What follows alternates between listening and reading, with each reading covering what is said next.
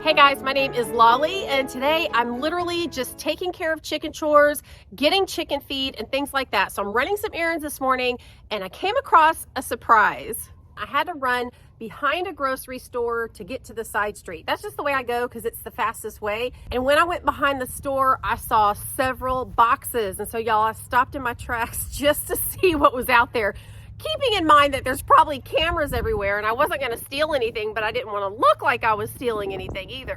So I grabbed my phone and I called customer service at the store and I said, I know this sounds a little bit weird, but I'm out behind your store and I see a bunch of boxes with what looks like some produce that you guys might be throwing away, and I wanted to see if it was just for the taking. Is it waiting for someone? You know, is somebody going to pick it up? And they said, actually, it's supposed to be in the compost bin, but the person hasn't done it yet. And I said, well, do you mind if I take a little bit of it? I'm not going to take it all, but I have some chickens that would love this stuff.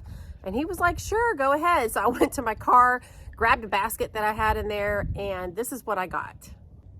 All right, let's see. We've got parsnips, we've got zucchini, red bell pepper, lots of different leafy greens. This looks like it was probably from their salad bar. We've got oranges and apples. And I'll be cutting all of this up smaller so they can actually eat it. I don't give my chickens the skin and the seeds and things like that. I just give them kind of whatever the main part of the fruit is or the vegetable. Now for the apples, I'm going to cut out the core because the seeds are toxic and they say not to give that to your chickens. And so just to be on the safe side, I'm not. We got a tomato, we got an orange bell pepper and some mangoes. So I'm going to cut a lot of this up. Now, obviously, I'm not going to give it to them all at once, but I'm going to cut a lot of it up, put it in that big pot, and then just take it around there and throw it to them. I will use up most of the greens today just because I don't want them to go bad. Now, in the bag, there's actually some Swiss chard, some kale, and arugula, and things like that. So they're going to get a good variety. So what I'm going to do is get it all cut up, and then I'm going to go feed it to all the girls and boys, and I have another surprise. You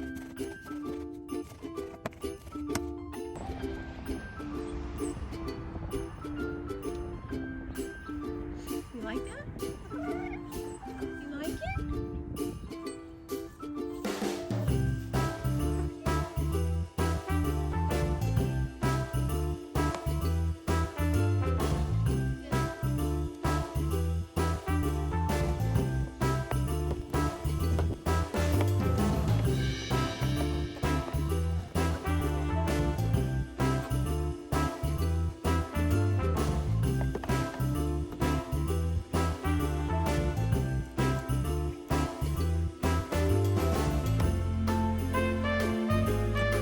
Now here, I started throwing a few tomatoes to Big Red and Pigeon who were hanging out with me. And I don't think Pigeon really liked these tomatoes as much as the ones that I grow in the GreenStalk. And honestly, that does not surprise me. So she was kind of pecking at them. I think she spent more time playing keep away from Big Red than she did actually eating them.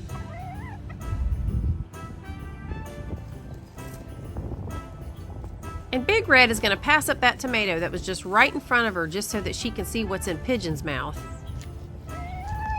All right, so here I'm cutting up the mango.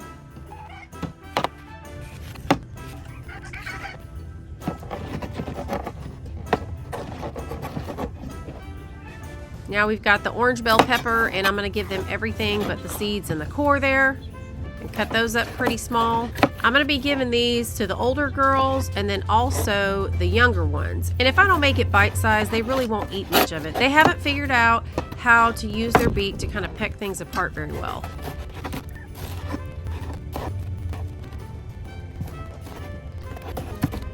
And then for the oranges, I took off the peeling and all the little white stringy stuff, cut that up in small bites, and then took my hand and just mixed everything up in the pot.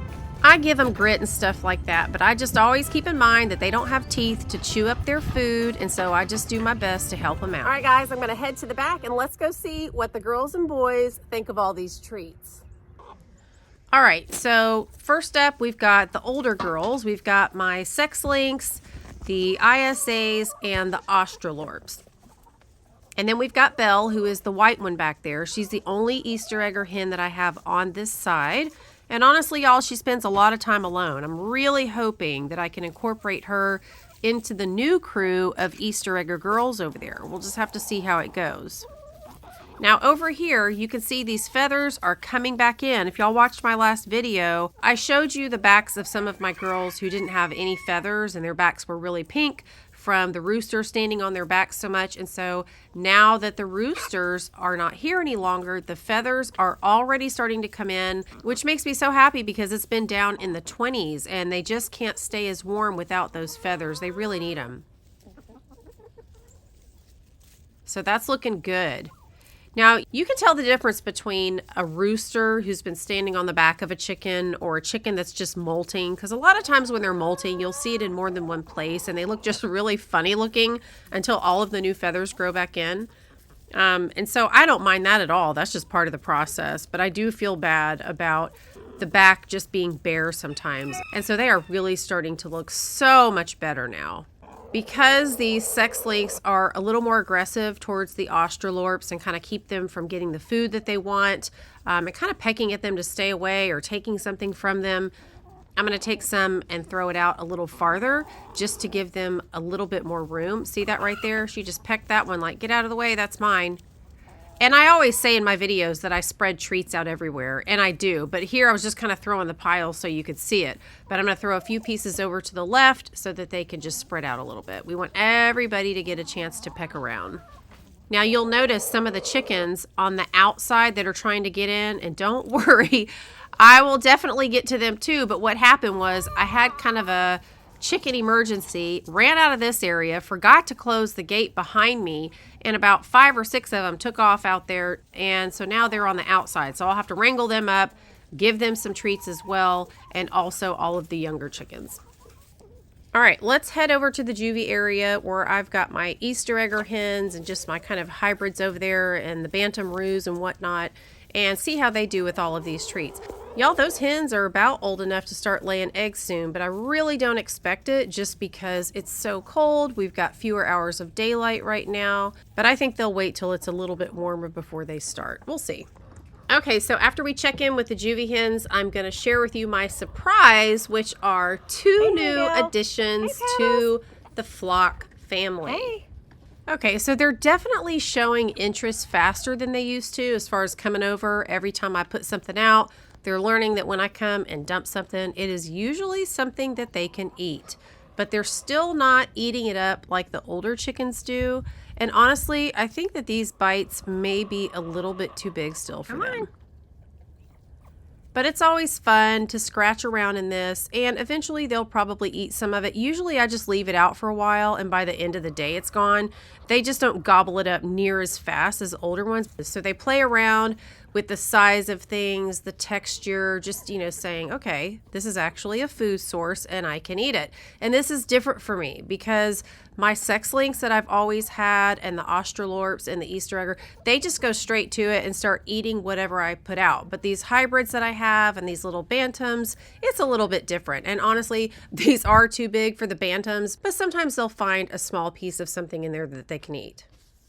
I'm trying to be more cognizant of that because I have not had bantams before this year other than my one Silky and Pigeon. So I'm going to have to start taking my time and really cutting things up for these guys. Y'all, I've named this one Gabby, and Gabby kept going over to the pot several times to see who was in that reflection. It was so funny.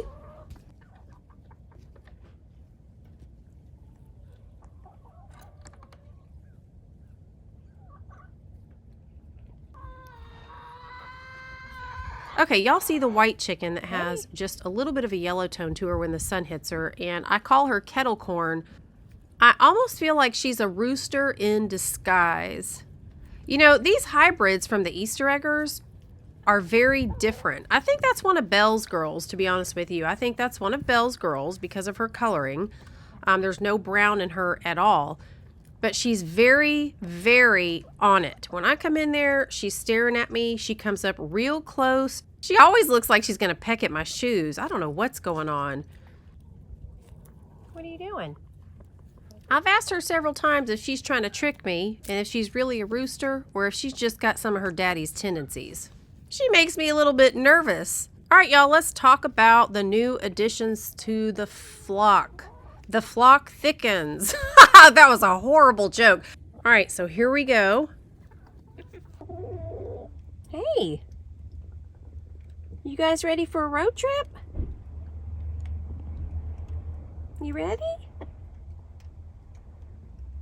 You got pine shavings in your beard. Okay, so inside this animal carrier are 2 Bantam Silky Roos, and they're about to go on a road trip. I just downsized, and I no longer have 13 Roos, but these Roos I had committed to several months ago. There's someone I know that can't have any roosters in their area, and they wanted some silkies, and so I agreed to take on the Roos just because silkies are way less aggressive and they're just really sweet chickens. And not to mention they're absolutely adorable. They're not going to attack me, so there's nothing that I have to worry about. But I actually had to take them an hour and a half away to a doctor's appointment with me and leave them in the car because it was in the 20s and they weren't going to get overheated in the car. I left the window down just a little bit, but they needed to be introduced to the flock, and I didn't want to do it while I wasn't there because I wasn't sure how aggressive all the other chickens were going to be towards them. And silkies have that hair on top of their head, which keeps them from seeing what's coming. So they're easy to prey upon. And they get pecked all the time by other chickens. In fact, a lot of people who have silkies kind of separate them out into their own little area because you have to be a little bit more careful with them. So here's something kind of funny. Okay, so I had agreed that if any of her silkies turned out to be Roos, I would take them. And they've thought this whole time that there were 2. And so they gave me these 2 once they started hearing the crowing. And they called me and said, wait a minute. We think we just heard a crow this morning. So now we don't know if one of the ones I have is not a Roo or if they are both Roos, but there's also another Roo in their flock. So I may be getting a 3rd one, or if one of them turns out to be a hen, I'll send her back. I definitely don't want to keep her. Well, I do want to keep the hens. I think they're adorable, but I'll be nice and give it back. And with silkies, you really can't tell the difference between them by the way they look. You really have to watch their behavior. Now, if you watched my last video, you know I kind of said I wasn't sure about Tiny right there yet. He's really aggressive with some of the hens, pecking them on the head and whatever. He's been doing a little bit better, but I was worried about him when I brought these guys home because I thought Tiny is surely going to grab them by the tops of their heads. But he hasn't done it one time. He's done that silly little sideways dance that he likes to do to let them know that he's the boss. He's crowed a few times, but he has done nothing aggressive like pecking them. So I'm really proud, even though he's making his presence known. You can see the one there in the crate is still kind of leery about coming out. And I'm wondering if that's the one that's possibly the hen, but I do not know. And they may both be Roos.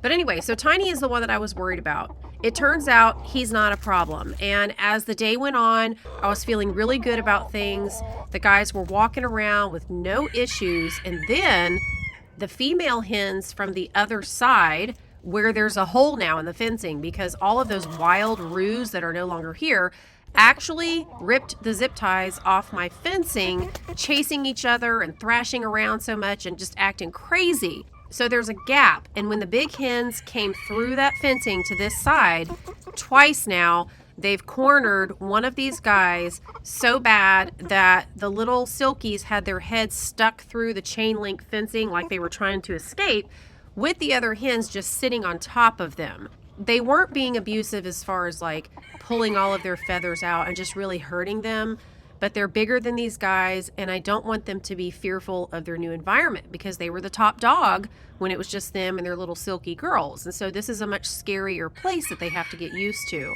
So I have since then opened up the gate and allowed the silkies to get out a little bit on their own. So if they feel like they need to escape, they can. And I'm hoping to still get them into this environment so that they have the comfort of being around the flock. You guys know that chickens are very social. And right now, Flopsy, the little tiny booted bantam, is spending a lot of time alone because there's really nobody like her except for Paddles. He's her counterpart who is the rooster, but he always wants to hang out with the big girls. So Flopsy is constantly on her own, kind of like Pigeon and sometimes Honeybell. So we'll just have to see how it goes. I'm hoping over time that things will just quiet down and that this will be the new norm. What are you doing?